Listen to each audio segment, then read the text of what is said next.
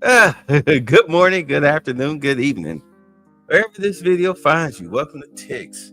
We will not be long here because out of a 53-minute and 30-second video, 34 minutes and 51 seconds was filled with garbage. So luckily they kept it short and sweet. So let's get to it.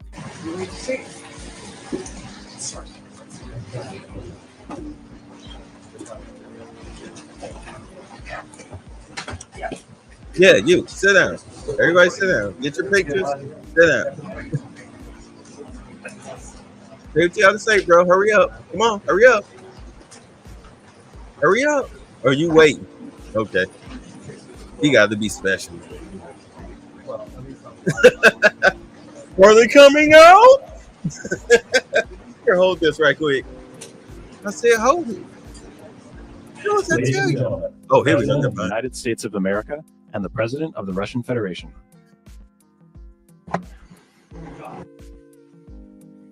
Look at him. He got to be special. At least most people know to hold your phone's panoramic. Mr. President, ladies and gentlemen, our negotiations have been held in a constructive atmosphere of mutual respect. We had very thorough negotiations that were quite useful. I would like to thank once again my American counterpart for the proposal to travel out here to Alaska. It only makes sense that we've met here because our countries, though separated by the oceans, are close neighbors. So when we've met, when I came out of the plane and I've said, "Good afternoon, dear neighbor, very good to see you, in good health, and to see you alive." I think that is very neighborly. And I think that's some kind words that we can say to each other. We're separated by the Strait of Bering, though there are two islands only between the Russian island and the US island. They're only 4 kilometers apart. We're close neighbors, and it's a fact. It's also important that Alaska has to do with our common heritage, common history between Russia and the US, and many positive events have to do with that territory. Still, there is tremendous cultural heritage back from the Russian America. For example, Orthodox churches and a lot of more than 700 geographical names of Russian origin. During the Second World War, it was here in Alaska that was the origin of the legendary air bridge for the supply of military aircraft and other equipment under the Lend-Lease program. It was a dangerous and treacherous route over the vast emptiness of ice. However, the pilots of both countries did everything to bring closer the victory. They risked their lives and they gave it all for the common victory. I was just in the city of Magadan in Russia, and there is a memorial there dedicated to the Russian and the US pilots. And there are 2 flags, the US flag and the Russian flag. And I know that here as well, there is such a memorial. There is a military burial place several kilometers away from here. The Soviet pilots that buried there who died during that dangerous mission. We're thankful to the citizens and the government of the US for carefully taking care of their memory. I think that's very worthy and noble. We'll always remember other historical examples when our countries defeated common enemies together in the spirit of battle camaraderie and allyship that supported each other and facilitated each other. I'm sure that this heritage will help us rebuild and foster mutually beneficial and equal ties at this new stage, even during the hardest conditions. It is known that there have been no summits between Russia and the US for 4 years, and that's a long time. This time was very hard for bilateral relations, and let's be frank, they've fallen to the lowest point since the Cold War. I think that's not benefiting our countries and the world as a whole. It is apparent that sooner or later, we had to amend the situation to move on from the confrontation to dialogue. And in this case, a personal meeting between the heads of state has been long overdue. Naturally, under the condition of serious and painstaking work, and this work has been done in general. Me and President Trump have very good direct contact. We've spoken multiple times. We spoke frankly on the phone. And Special Envoy of the President, Mr. Woodcock, traveled out to Russia several times.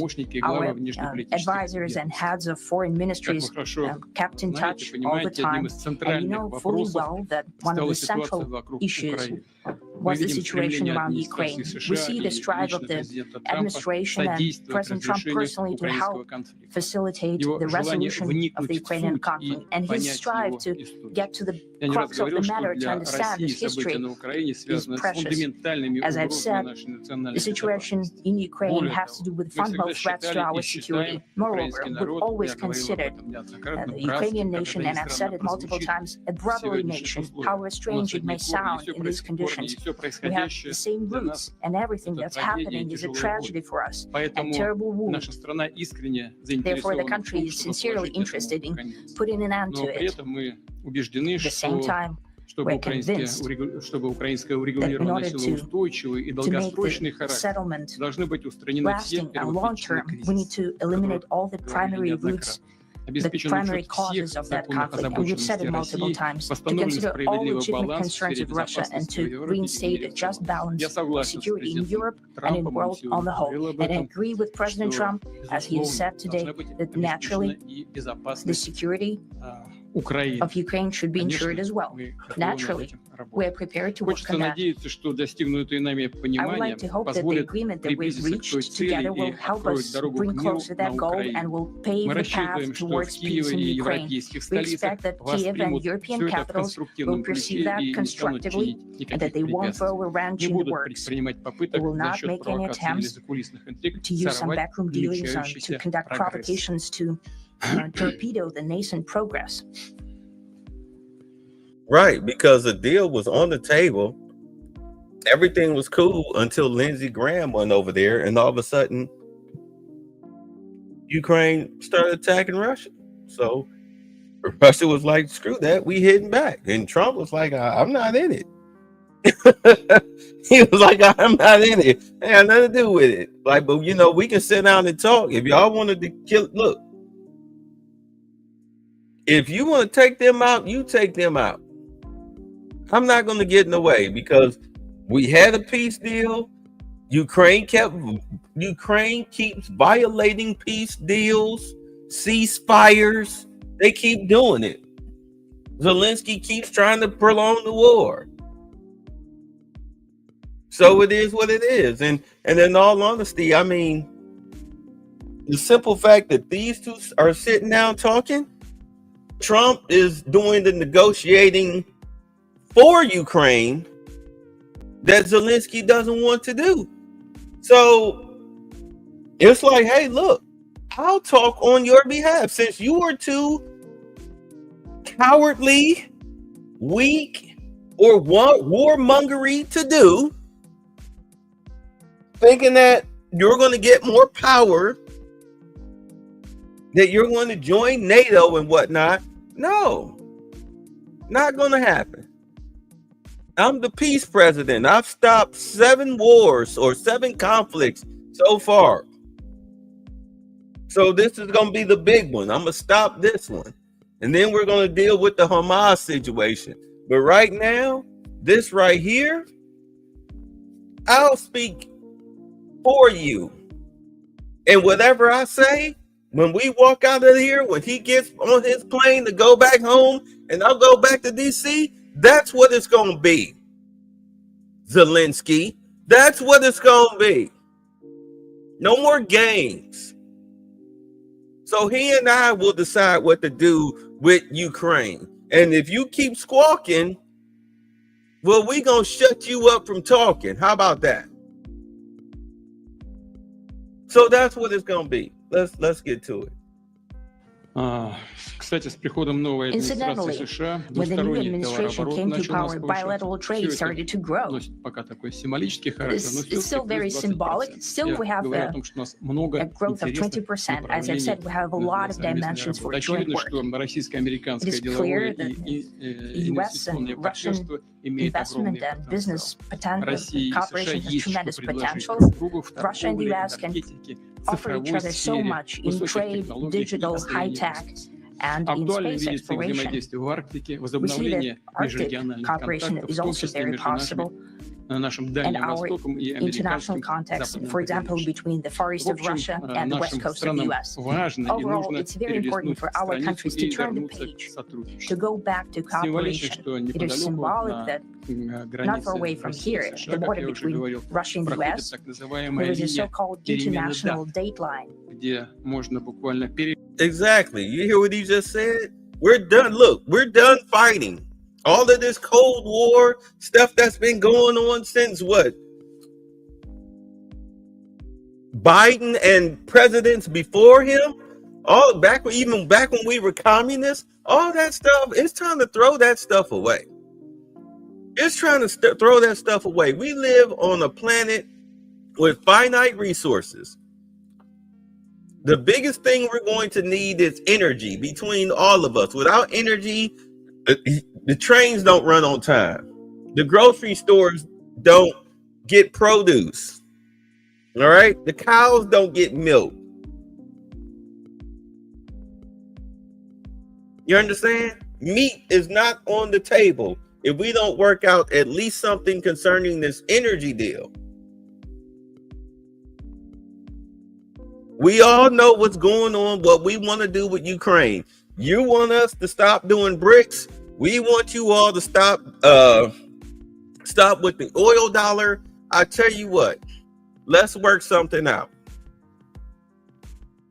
Instead of us being enemies like that, let's at least come to a mutual understanding and a mutual agreement. We don't have to adopt your ways and principles, and you don't have to adopt ours.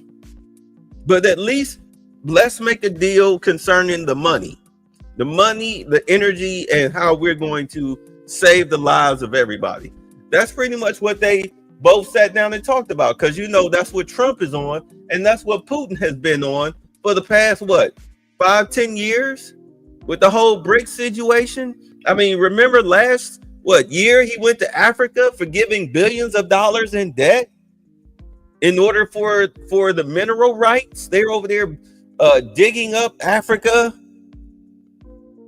getting all of those minerals up out of there in order to strengthen their nation. Same thing that they're doing in South Africa. That's why it was weird that the South African president went to the United States, because, that's right, they didn't make a deal. Russia did not make a deal with South Africa. That's why the South African president went to Trump, and Trump was like, show him the tape, Wally. Show him the tape. So, but that's all it is. Ukraine is right next door. But Ukraine is in the United States, in their pocket. So what we gonna do? And it sounds like they made a deal. But based on what Putin is saying so far, it sounds like they made a deal. Let's see what Trump has to say. I think you can step over literally from yesterday into tomorrow. And I hope we'll succeed in that, in political sphere. I would like to thank President Trump. Hell, you're talking about even back before Obama and Clinton. I mean, we're talking about when Gorbachev and them was in office. Back when they were communists, they had a whole situation going on. I mean, you know what I'm saying? For a long time with the United States. What's up, Simeon? Let's see. Those South Africans got embarrassed. Yeah, they got embarrassed in the White House. Went on with their tail tucked between their legs, worse than Zelensky. I mean, Zelensky got tossed out on his ass. They got shamed up out of the White House. Anyway. for our joint work, for the well-wishing and trustworthy tone of our conversation. It's important that both sides are result-oriented, and we see that the President of the U.S. has a very clear idea of what he would like to achieve. He sincerely cares about the prosperity of his nation, still he understands that Russia has its own national interests. I expect that today's agreements will be the starting point, not only for the solution of the Ukrainian issue, but also will help us bring back business-like and pragmatic relations between Russia and the US. And in the end, I would like to add one more thing. I'd like to remind you that in 2022, during the last contact with the previous administration, I tried to convince my previous American colleague that the situation should not be после наступления, которые могут наступить brought to тяжелые the последствия в point виде of no военных return действий. when it would come to Прямо сказал hostilities. тогда, And I что said это it quite большая directly ошибка. back then that it's a big И mistake. вот сегодня мы слышим, когда президент Трамп Today, говорит, when что если бы President я Trump был saying that президентом, то войны if he бы was не the было. president back then, there will be Я no думаю, war. что так And I'm на самом деле quite sure that it would indeed be so. подтверждаю I это, can confirm that. потому что в целом у I нас think that с overall, президентом Трампом me and President наладился Trump очень хороший have built a very деловой и good доверительный business-like and контакт. trustworthy И contact. у меня есть все основания And I have полагать, что every двигаясь reason по to этому believe that пути, мы moving можем down this path, дойти и до, we can come, чем быстрее, тем лучше, and the sooner the до better, завершения конфликта to the в end Украине. of the conflict Благодарю in вас Ukraine. за Thank you. внимание. Thank you. Well, Yeah, thank it you sounds very like much, a lot of Mr. concessions. President. It was very Let's do it. profound, and I What will happened? say that I believe we had a very productive meeting. There were many, many points that we agreed on. Most of them, I would say, a couple of big ones that we haven't quite gotten there, but we've made some headway. Okay. So there's no deal until there's a deal. I will call up NATO in a little while. I will call up the various people that I think are appropriate, and I'll of course call up President Zelensky and tell him about today's meeting. It's ultimately up to them. They're going to have to agree with what Marco and Steve and some of the great people from the Trump administration who've come here, Scott and John Radcliffe. Thank you very much. But we have some of our really great leaders. They've been doing a phenomenal job. We also have some tremendous Russian business. Hold on. I know I hate to cut him off there, but you heard what he said. We're gonna talk to NATO. We're gonna talk to Zelensky, and we're gonna tell them this is what we agreed on with Russia, and either you take it or leave it. You take it or leave it, Zelensky. NATO probably doesn't care, because do understand England also has some type of land rights going on with Ukraine, but they already made their deal. Everybody's made their deal as far as how they're carving up Ukraine, except for Russia, which I think Russia, that's what this whole meeting was about. What does Russia get out of Ukraine, considering how Ukraine used to be Russian territory and they're right next door? So it's like, well, what's it gonna be? You want us out of there, but we want our mineral rights. I tell you what, the land that we already have, how much do we get to keep? Because this is what we want to keep. I'm telling you, this is what we want to keep. All the bloodshed that's happened because of American interference, this could have been settled. This could have been settled years ago. It didn't even have to come to this. We were trying to work with these idiots until you morons got involved. Your previous administration putting bugs in his ear.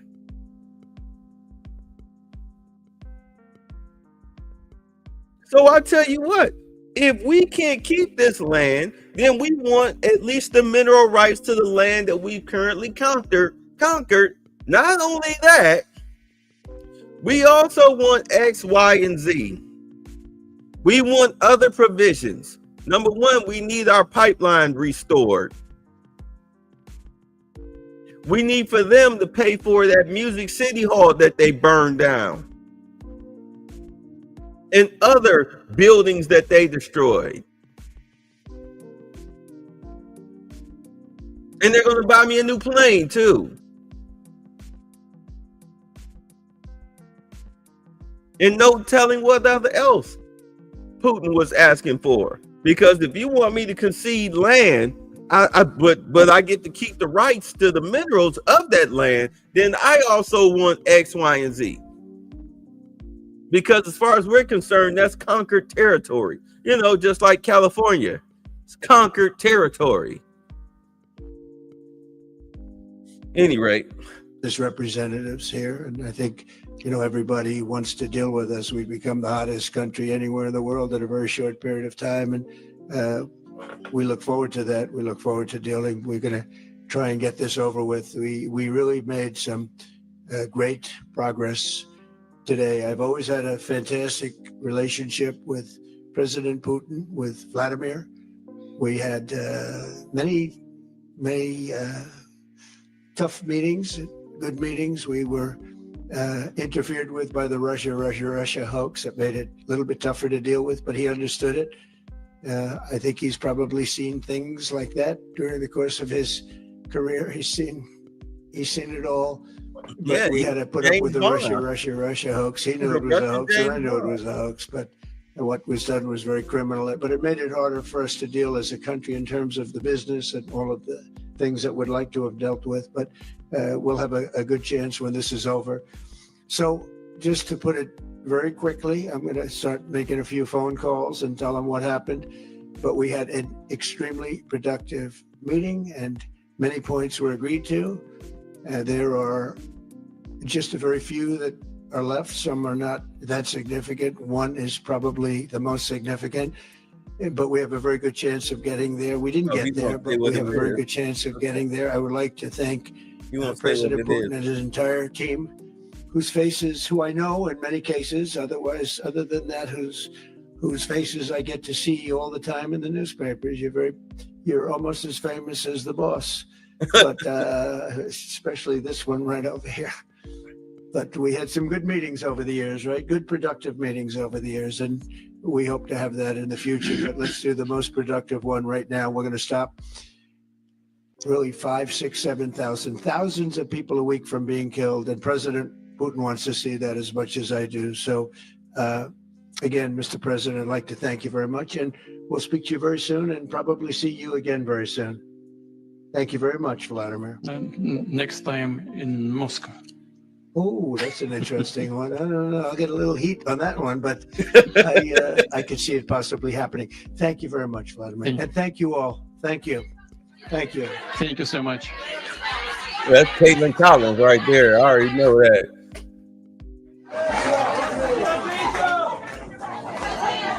Did they answer any questions? No questions? Okay, they didn't take any questions. All right.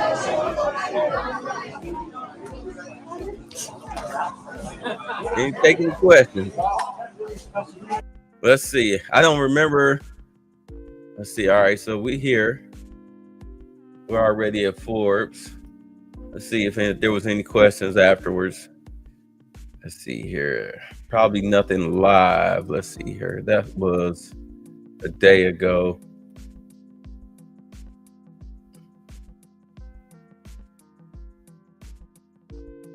Those are his remarks. All right, so yeah, nobody really got a chance to ask any questions. So it is what it is, you know. You say Trump gonna go. You think Trump gonna go to Russia? I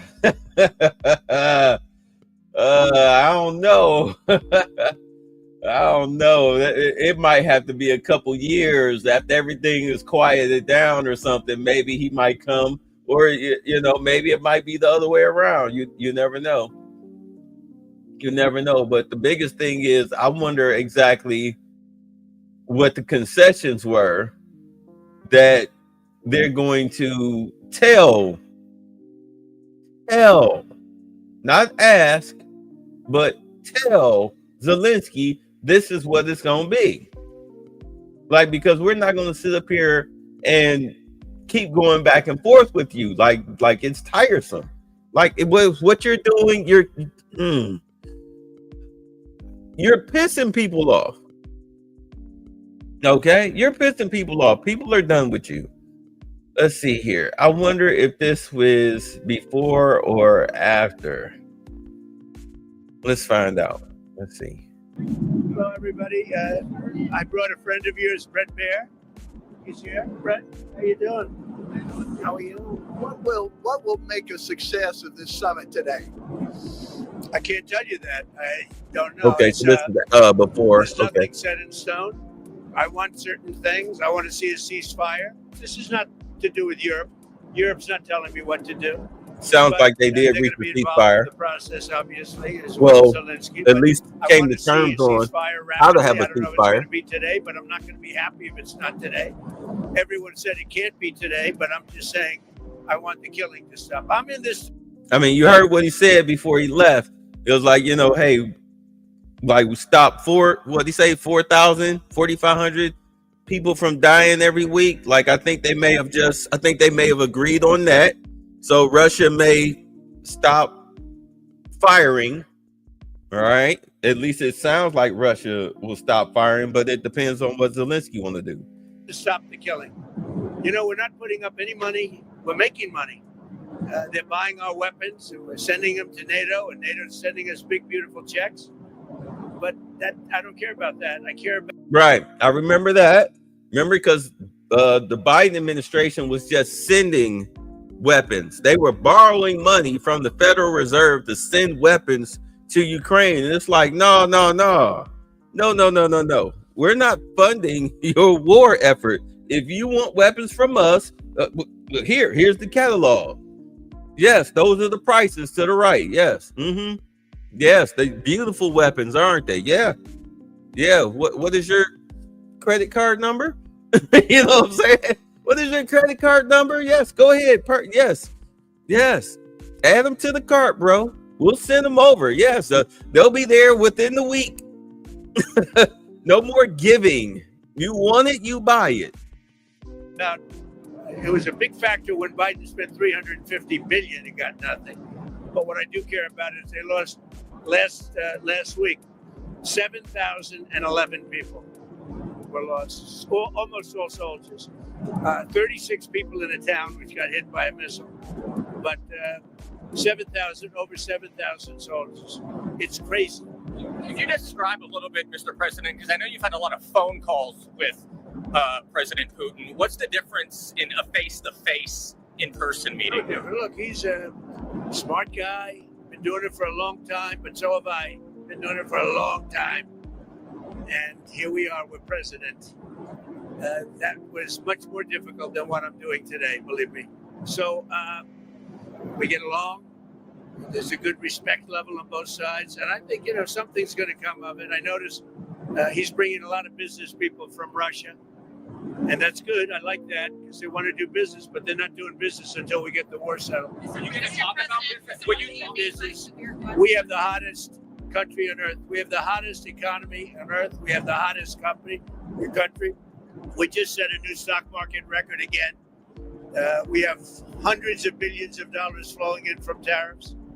We're the hottest. We were a dead country, dead like doornails, a dead country. 1 year ago, we were dead as a doornail, and now we have the hottest country. And he wants a piece of that because his country. Yeah, because I hear what he's saying. Hey, look, if you're struggling economically, if you can produce something, we'll let you. Either you can pay a tariff, we'll let you sell in our country. Either you can pay a tariff, we do a trade-off. You can get some American blue jeans, some American Eagles, okay, for whatever you want to sell, or you can open up a factory and sell it to the open market, the open American market. You can be a part of that. It depends on how you want to play it. $5 million buy-in per corporation. How you want to do it? You see everybody's making deals, making phone calls. You see people sitting in my comfy chairs like Edith and Archie Bunker. Everybody wants to be my hoe and sit in the Edith chair. What you want to do, Putin? Is not hot economically. In fact, it's the opposite. And China's not doing well economically, but I want everybody to do well. The war's got to stop and the killing's got to stop. Mr. President, what do you stop? Thank you for coming back to take questions. We saw that Russia continued its violence into Ukraine last night, launching even more drones. What did you make of that? I think they're trying to negotiate. He's trying to set a stage. I mean, in his mind, that helps him make a better deal. It actually hurts him. But in his mind, that helps him make a better deal if they can continue the killing. Maybe it's a part of the world. Maybe it's just his fabric, his genes, his genetics. But he thinks that makes him, gives him strength in negotiating. I think it hurts him, but I'll be talking to him about it later. Oh, that's that whole, and it's gonna happen every day until Rufus gets his money approach. I get it. But I understand what Trump is saying, because Zelensky is not going to relent. He's not going to cave in to that, because it's not him that's getting murdered. It's nobody that he knows that's getting murdered. He's kidnapping people.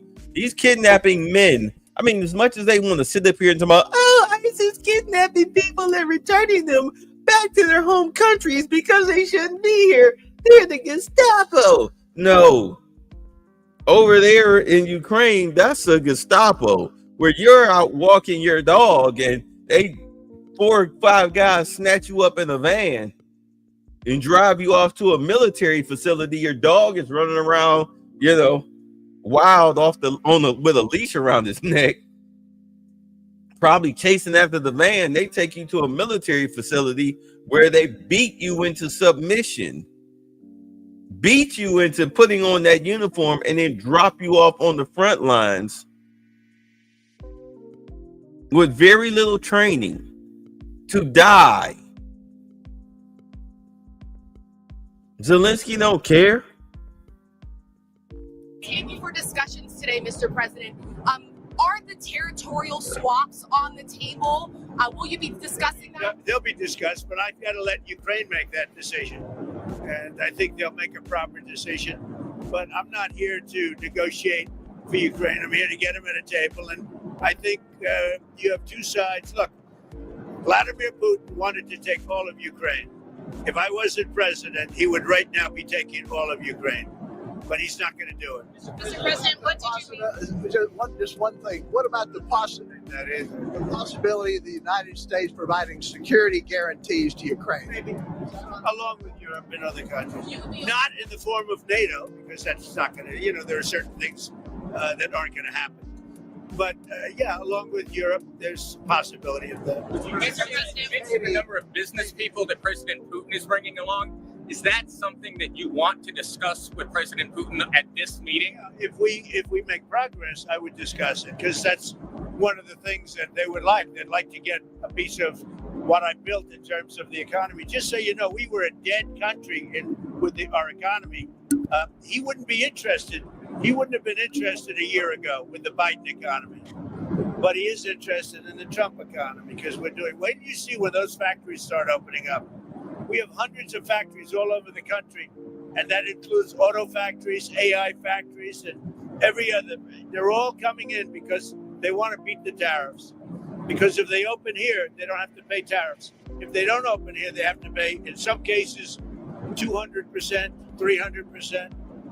I haven't even set some of the tariffs yet. I'll be setting tariffs next week and the week after on steel and on, I would say, chips. Chips and semiconductors we'll be setting sometime next week after. You're looking at what rate? We're going to have a rate that is going to be lower at the beginning. Then that gives them a chance to come in and build, and very high after a certain period of time. And if they don't build here, they have to pay a very high tariff, which doesn't work, so they'll come and build. Mr. President, hi. Oh, you're welcome. You had said earlier. Is he over there? Isn't he a general? He's helping me out. He's a very nice. He's one of the few nice ones, actually. You had said earlier this week that Putin would face severe consequences if you get the sense from him that he's not interested. What do you mean by that? Economically severe. Yes, it will be very severe. I'm not doing this for my health, okay? I don't need it. I'd like to focus on our country, but I'm doing this to save a lot of lives. Yeah, very severe. Thank you very much, everybody. Yeah, and I mean, based on what we heard before that video, it sounds like, what's going on second one? It sounds like that they came to some sort of agreement. It sounds like they came to a really good agreement. But again, they have to talk to NATO and talk to Zelensky. I'm pretty sure NATO will bend over backwards because, I mean, it's not their war. The problem is Zelensky. So I wouldn't be surprised if Trump talked to NATO and said, hey, look, this is the way that we're going to go forward with the whole Ukraine situation. Not just us, not just Russia, but you all too. All other interested parties. Because the EU definitely has a serious interest in Ukraine because they have no energy. They don't produce any energy. I mean, England is pretty much a barren rock. Almost everything they get is stolen. All right, from other nations. Say Zelensky got no Vaseline. Yeah. So this is the end for you, Zelensky. This is, if you don't agree to this, you're screwed. Let's just be honest. He don't agree to this, he is screwed. He will be out on his tail feather because they're done talking with him. They're done. You can tell Trump is done dealing with him. Putin has long been done dealing with him. It's time for this to be over with. It's time to move on. All right, so really that's all I got. That's all I got. And until Monday, when we find out what some of the terms of the deals are, or Tuesday, then I'll see y'all then. We'll talk about it then. Outside of that, hasta la vista, baby. Demon King Satan! Satan! Nope, not Satan! at all. Satan! Satan! Satan! Satan! Satan! Satan! I actually felt retarded, like really retarded. I needed to brush my teeth retarded. I rode the bus retarded. Dang. In a weird way, I had to sort of just free myself up to believe that it was okay to be stupid or dumb. To be a moron. Yeah, To be Morocco. exactly. To be a moron. An imbecile. Yeah. Like the dumbest motherfucker that ever lived. And even those who were out of step with what we are advocating, peaceful protest, did not create any violence. No. You don't have the cards. You're buried there. Your people are dying. You're running low on soldiers. Listen, you're running low on soldiers. It would be a damn good thing. And then you tell us, I don't want a ceasefire. I don't want a ceasefire. I want to go and I want this. Look, if you could get a ceasefire right now, I tell you. 1, 2, 3. And then I'm like, this baby motherfucker better not blow up by nuclear shit, or I'm gonna go loco on this bitch. And then he blows up all my nuclear shit, and I'm like, call my general. And they tell me, they're all dead, sir. And I'm like, assemble the army. And they're like, they're dead too, sir. So then I'm like, launch the friggin' missiles. And they're like, sir, they're gone, sir. So I'm like, what the fuck? Damn, I know I shouldn't have called on this nigga. I shouldn't have called on you because you always trying to distract motherfucker. Fine, I'll answer your stupid ass question. We have two countries that have been fighting so long and so hard that they don't know what the fuck they're doing. Do you understand that? Because Trump bad. Trump bad.